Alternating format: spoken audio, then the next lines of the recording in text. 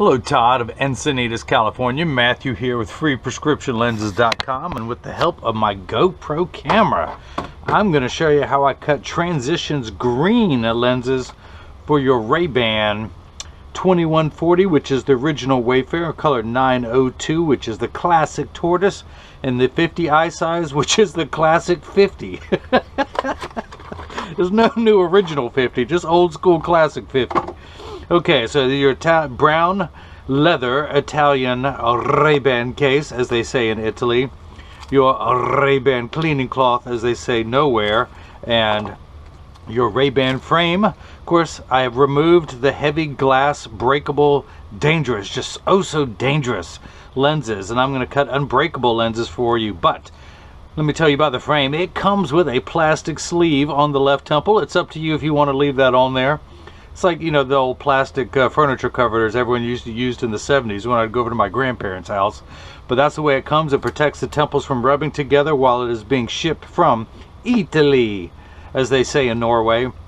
And I will give you all the manufacturer's original packaging, including the lens package, so you know you're getting the Essilor brand Transition 7 green, as they call it, gray green. Okay, let's begin. I'm going to go ahead and take your Italian RayBan frame and put it into the my French tracer, and hopefully they won't fight. But everyone wants to know, how does the frame know what shape to cut? This is why the frame, the machine, the computer, this little stylus is going to trace the inside of the right lens before doing the same thing on the left side. Here at freeprescriptionlenses.com, where everyone loves a bargain and no one is disappointed in quality. You buy a genuine, authentic RayBan frame and you will receive one free pair of clear, single vision prescription lenses or non-prescription fashion lenses.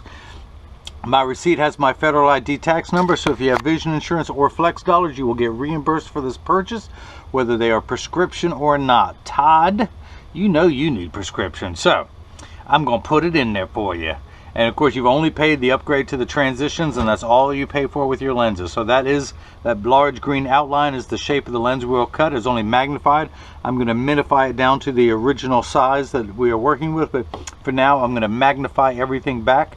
Now your pupillary distance for your right eye is 30.5, and my computer starts at 32.5, so I'm going to hit the minus sign a few times until we're at 30.5.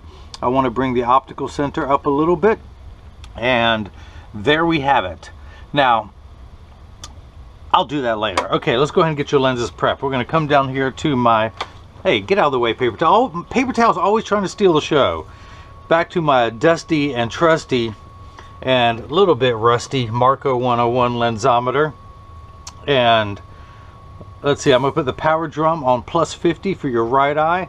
So that's actually zero everything out, make sure everything's working. Put it on plus 150. Now your prescription is plus 150 sphere for the right eye. So I'm going to take the lens out of the protective packet that it comes in. It actually has a little laminate on the front of the lens. I'm going to put that on the lens when I ship to you. But it does that so nothing rubs against the lens while it is being shipped. Let me take that out. I'm going to put that little laminate on that packet so I know where to find it. I'm going to put it in the lensometer. Find the optical center of your lens. And really, I only need one dot, so let's see if I can do this. I'm going to put one dot in the center. Did it work? Ooh, boy, that is a dot, all right. And this is the right lens, so I'll put an R on this lens. And let's go ahead and mark this one. Let's do this better, so you know you're getting the original one. Watch me here. This is the right lens, which is plus 150. And let me get a pen that writes better. Does this one write better? We're going to mark this one R.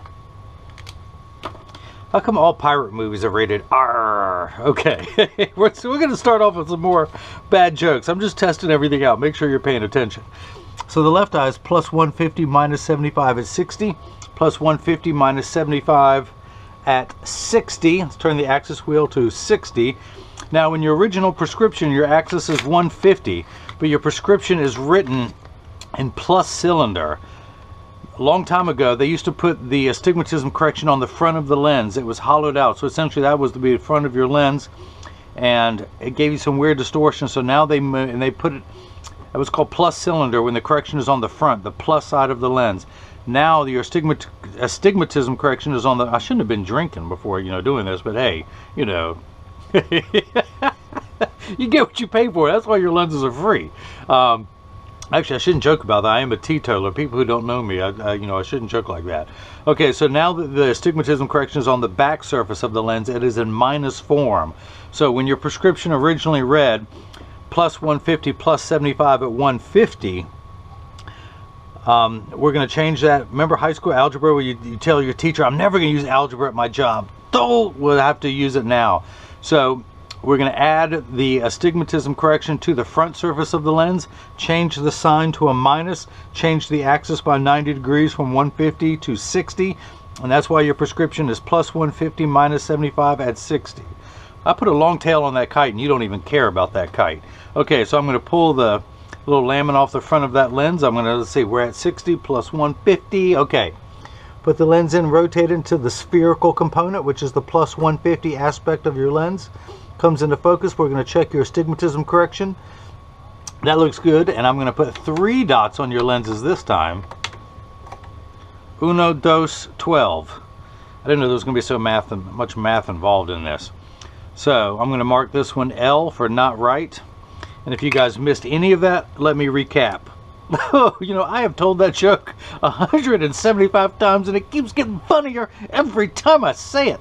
So this is the left lens recap, and your power is plus 150 minus 75. I will highlight that so you know you're getting this packet.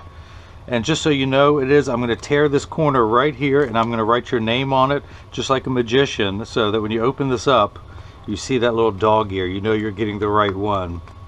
This one, you know what, I don't do it anymore. I'm going to leave this one alone. That is so like 10 seconds ago. I don't do that kind of work anymore. So I've already moved on with my life, so let's move on. I'm going to grab this lens, I'm going to grab this lens, and we're going to come back down here, as they say here in North Khaki Lackey in Durham, the Bull City, the Dirty D. Now let's see, where was I at? Was I doing something here? Oh yeah, I was making a pair of glasses. Okay, so let's double check everything. 30.5, 30.5, optical center is good, that's good. So this little blue cross you see, that is the geometric center of your frame. If you were to measure vertically and horizontally, that's where you'd find it, right in the center, where your eye is just up from there and inset. If you want to get technical. Even if you don't, that's how I'm going to pronounce it. So, oh, I'm getting ahead of myself. So this is a block. I call him Jenny from the Block. You can do little horse sounds from Monty Python's Meaning of Life. No, Holy Grail. Message for you, sir. I need to attach this to your lens while it is cutting. So I need to use a double-sided adhesive sticker, of which I have just 2 left. I was almost about to run out. You caught me with my last 2. I think that's 2. Again, I told you I didn't know there was going to be so much math involved with this. I'm not good at math. I'm not good at 5 things: names, faces, and numbers. Okay, so I'm going to take this. The black side is the sticky side. I'm going to stick that onto the first block. I'm going to stick this onto the second block. And I know what you're thinking, but you're wrong. I don't have enough caffeine in my system. That is the problem. So this little silver button on the back is a magnet. It's going to do its job twice tonight. The first time it's going to hold it in place with that little magnet, which is magnetical. That's why magnets work. I'm going to place that in there. I'm going to line your lens up with that dot. Come on, dot. Let's dash. Hit that button. Now the arm's going to come down and place the block onto the right lens. Now let's do the same thing for the left lens. The reason why I have those dots on there, it tells me that it's oriented and they're just right, and with those dark lines, that's your center dot. Boy, that's a good dot. These other ones, meh. But that tells me that's in there correctly. Let's see, your pupillary distance is 30.5 for your left. 30.5, same no, actually 22.5, 22. That one's lagging behind by 0.5 millimeter. I'm going to raise that up properly, get everything lined up in there perfectly. And oh, almost forgot to put this in there. Pull the paper away to make the black side sticky. Place that into the arm. Make sure everything is lined up perfectly. And is it lined up? Is it? Yes. And I'm going to hit that button. The arm's going to come down and place the block onto the left lens. Now this is the edger. This is what costs $40,000. It weighs 200 pounds. I recommend everyone carry one around with you all day, and then when you get home you'll be happy to put it down. No, I recommend everyone go out and buy their own, put it on your kitchen counter, then you can cut your own glasses at home and you won't need this guy with the bad jokes anymore. Although we can still be pen pals. I'll email you bad jokes, and if anyone out there thinks they have better jokes than me, write them down on a $100 bill and mail them to me, and I'll recite them on the air. So the actual cutting wheel is over here on the far right side of the wheel. There's 3 wheels here. I think there's 3 or there's 7. I made my own glasses so I can't see.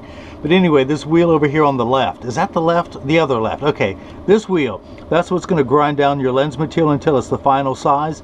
This wheel in the middle, which also is known as the center. Hey, I got one right. Okay, so that has a little groove in there, that channel, that valley. That's what's going to put the V-shaped bevel onto your lens so it stays inside the bevel of, open up wide, stays inside the bevel of the frame. Kids, remember, find something you love to do and it's never a day at work. And where was I? Oh, I was making glasses again. Okay, so now this magnet, it's going to do its job twice. It's going to hold it in place as I put it into the chuck, or as I like to call it, the Charles, because I don't know this machine well enough to call it chuck. I'm going to wake up the computer to the shape of the lens we will be cutting. Now these are polycarbonate lenses. If they were plastic, high index plastic or Trivex, I would select that, but we're going to keep it on polycarb. I do not want to polish the edge of your lenses because they're not going to be seen anyway. I do not want to put a bevel on the front surface of the lens. I only want to put a bevel on the rear concave surface of the lens. And actually I know from experience that because the 2140 has such a deep bevel, I'm going to come down on the lens size about 0.20, which is 1/5 of a millimeter. And I may have to do more, but we will see. I'm going to hit the green arrow, which is start in every language. The door closes, the clamp shuts while making Halloween sounds.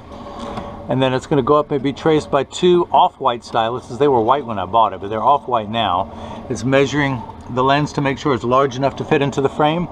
And then the old carpenter saying measure twice, cut once. It's measuring the thickness of the lens at every point to know exactly and precisely where to place the bevel so you have the least amount of edge thickness showing.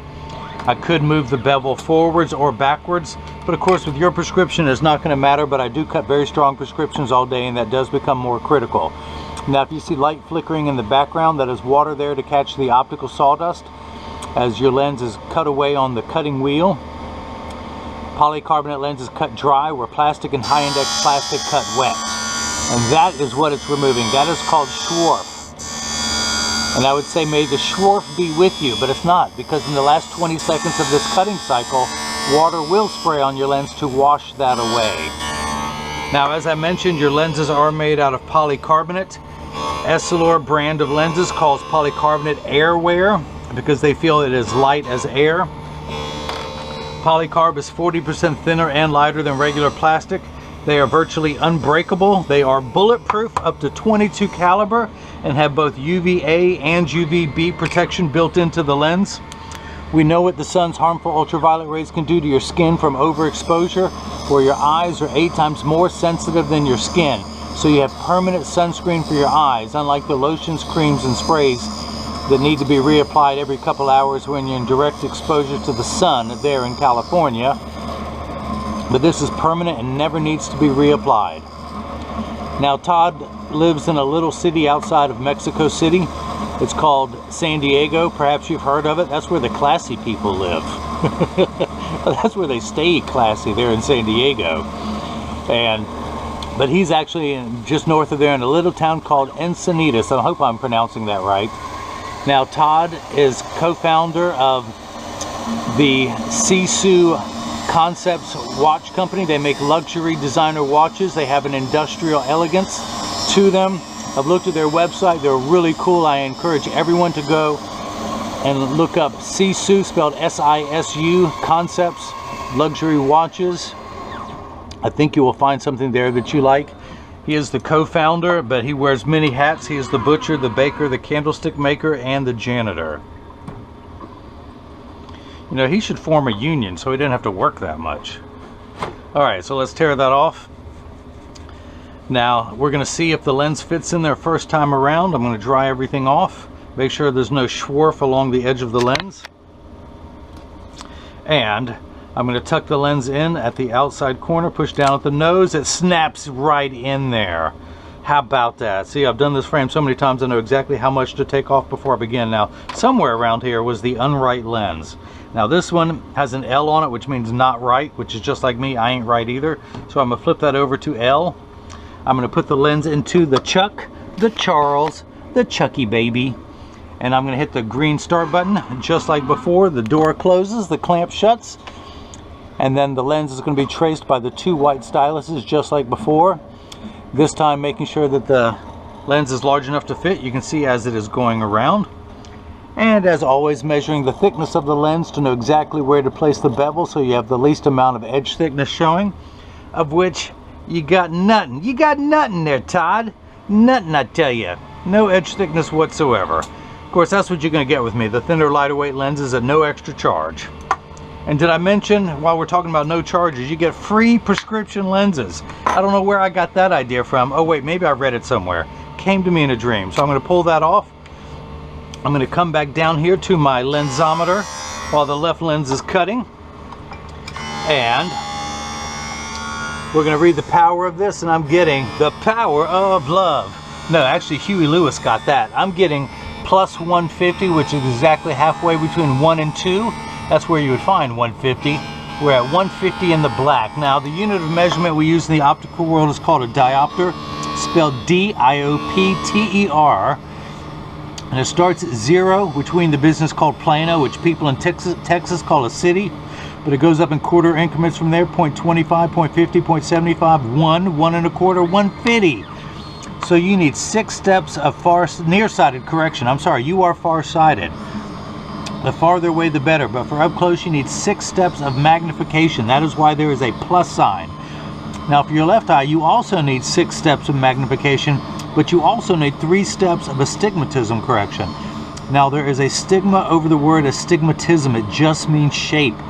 It's like saying someone has straight hair, someone else has curly hair. You don't freak out when you hear that. Well, that's all it is. It is not a disease, it is not an affliction, but people freak out when they hear the word astigmatism. All astigmatism means is that if you close your eyes, it's dark. Now, if anyone out there can close their eyes and it's dark, well, there's a good chance you might have astigmatism. Or not. You know, hey, go see a doctor. Who am I? I'm just an optician. So, astigmatism correction is like a fine-tune knob. Astigmatism is what causes 6s and 8s to look alike, or the letters P and F. Or it also makes round and circle look alike. Hey, I'm just improvising. What do you want here? You know, your lenses are free. Okay, so we're going to turn that fine-tune knob to 60. So it's how the curves line up. You have one curve on your eye that needs 6 steps of correction. That curvature is going this way. Then you have another one that needs an additional 3 steps going this way. And it's how we line those curves up to make everything nice and crisp along the 60 meridian. I like 6. 6 is good. Hey, 60 is even better. That's 10 times better than 6. Okay, so let's go ahead and take this left lens out. We're going to dry it off. Dry your lens gently. Oh, there's some schwarf. Use my thumbnail. We're going to scrape that off and just let it drop right on the floor. So let's go ahead and pop the left lens in. Let's see if this fits. I'm going to tuck it in at the outside corner first, and using my thumbs, press down at the nose. That snaps in. I'm going to take the block off, pull that sticker off. We're going to come back down here to the lensometer. Now it should still be on 60. Yes. I'm going to put that in, read the power, and I'm getting, again, plus 150. What's up with, how can I be so accurate every time? You have 3 steps of astigmatism correction. So let's read that. And I'm ending up with a power of plus 75. 1 tick mark below 1. How did I do that? All right, remember high school algebra again? Or just basic math. You start off with 150 and you subtract 75 from that. You're going to end up with 75. And where am I at? 75 in the black. So that's good. Now let's go ahead and measure your pupillary distance, which is 30.5 in one eye, 30.5 in the other. I'm going to turn the card around. I'm going to measure, place the PD stick against 0 on my thumb, and when we look at the left lens, we're getting 61. 61, that's what we're getting. So this is the point in every video that as I clean off your lenses, let's use this, that when you get these in the mail, and of course free shipping anywhere in the United States, but when you get these in the mail, you will notice that there's a small chance that these could fit too loose or too tight. However, there's an 80% chance that one side is going to sit higher than the other. That is because 80% of people have one ear that is higher than the other, and I'm no different. I'm part of that 80%. But because of that statistic, 99% of all optical shops will do free adjustments if you ask them. So just stop by your local place. It only takes about 30 to 45 seconds to adjust a pair of glasses properly. But I'm going to get these in standard alignment first, also known as a 3-point stance. The 3 points are 1, 2, and the bottom of the frame being 3. I set them on the counter and press down. There is no wobble. When I say wobble, I'm part of that 80%. When I take mine off and I press down, they wobble on the counter, but they sit level on me. Let me put mine back on so I can see what I'm doing. We're going to flip this over, press down, there is no wobble. Close each temple to make sure they overlap perfectly, and they do, and that neither temple is askew or ajar. Okay, so this is what you're... I beg to differ. Maybe I am caffeinated enough. Who knows? Who's to say? Now, TJ, Todd, I call him Todd. His friends call him TJ. TJ used to be a world-class triathlete, one of the hardest working guys out there, getting national recognition. He doesn't like me to talk about that, but I do a lot of stuff people don't like, especially her. I do so much stuff that she doesn't like. God, how many more nights am I going to sleep on the couch? But we have something in common. My friends also call me TJ because my friends are weird. But no, but I am the hardest working guy in the optical business. I was working 100 hours a week to get everything shipped. I have cut back to 80 hours a week to keep her happy. That's right, I'm talking about you, honey. But I launched my next website this week, so we'll see if I get back up to 100 hours a week. But I am the professional triathlete of the optical world. Now, this is what your lenses look like clear, but also, should you ever need more lenses in the future, Todd, we talked about this. So in order to change the lenses out, you're going to turn the frame downward, put the thumb, it's always, I tell people, thumb your nose at the idea of changing your lenses, with your thumb at the nose. Now I put my fingers on the other side to hold the lens, but I place my thumb on top of the other thumb and push down. Out pops your unbreakable lens. You don't have to worry about harming your lenses. In fact, look, let me hit this with a hammer to show you don't have to worry about it. No, okay, don't hit it with a hammer. Just push down with your thumb. Same for the other lens. Thumb at the nose, put your other thumb on top, push downward, out it snaps. Now to put the lenses back in, I rotate the frame upward, and I always have the side I'm working on closest to me. So elbows touching my sides, arms bent at a right angle, tongue stuck to the left side of my teeth, and I use my thumbs again, press down at the nose, it snaps right in. Rotate the frame around counterclockwise, unlike the wonderful second hand that Todd puts on all Sisu watches that rotate counterclockwise. I'm sorry, clockwise, that's why they call it clockwise. Again, man, I didn't know there was going to be so much math with this. Okay, so tuck the lens in at the outside corner, using the thumbs, press down at the nose, and it snaps right in. So let me go ahead and clean my fingerprints off so you can't turn me into the FBI and collect that big reward that's out there for me. And I'm going to show you what your lenses look like after they have been activated. The transition's green, so this is what they look like clear. I'm going to put it in this little transitions box. Now as you can see, whoops, don't fall down in there, don't fall down, you're going to get lost. Okay, we're going to turn you around this way, that's the ticket. Now it takes about 30 to 45 seconds for all transition lenses to darken, a little bit longer when you come back inside, 45 seconds to a minute 15. Now this is important, Todd, pay attention. All transition lenses will get dark on day one. Give them 2 weeks of exposure to the sun, and they're going to continue to darken every day for the first 2 weeks until they reach their final setting. After that, they will work for years with maximum performance. The only time they won't work is if you're behind the windshield of a car. Your windshield has UV protection, so your upholstery doesn't rot or your dashboard doesn't crack from sitting in the sun, and that's why they won't turn dark in a car. Now, as soon as you get out of the car like this, they will darken. Or if you have a convertible or a motorcycle, they will darken there too. Now, they're temperature sensitive, meaning that when it's 85 degrees and below, they will get darker than they will when it's 95 and above. But I remind everyone, when it's 100 degrees outside, you're miserable, they're miserable. Nobody likes to work 100% when it's 100 degrees outside. So this is what the transitions gray-green look like. This is, they're copying, hey, I got one right here. This is the RayBan G15, and you can see how close that is. And this is what they will turn outside. And of course, as I keep yapping, running my mouth, it will turn back to virtually clear.